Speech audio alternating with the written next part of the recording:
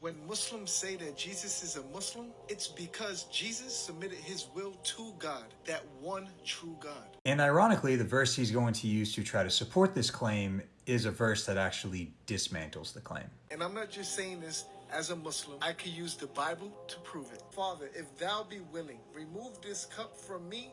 Nevertheless, not my will, but thine be done. Simply put, Muslims don't submit to Allah as their father.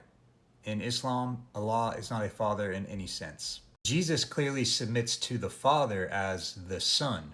That is a different way from how Muslims submit to Allah. And there's several verses in the Bible that shows that Jesus practiced Islamic acts. And I'm going to show them to you right now. All right, let's check them out. 1. Jesus prostrated in prayer in Matthew chapter 26, verse 39. Well, firstly, people prostrate to pray in different religious traditions all over the world. This isn't somehow owned by Muslims. And secondly, you got to deal with places like John 17:1, where Jesus actually looks up to pray and is not prostrate. But Jesus isn't a Muslim, so this isn't surprising. Jesus also fasted like Muslims. Matthew chapter 4, verse 2.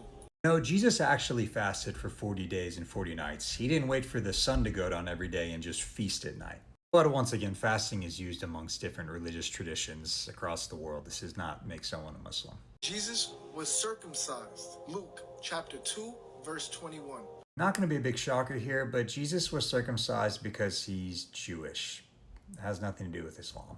Jesus, in his own language, also greeted peace be upon you, just like the Muslims when they say Assalamu alaikum. Luke chapter 24, verse 36. Oh, so you're talking about the resurrected Jesus in Luke 24.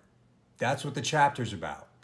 Jesus, who was resurrected from the dead and shows up to his disciples and greets them with peace. That's not a good verse to quote if you're trying to convince people that Jesus was a Muslim. Just saying.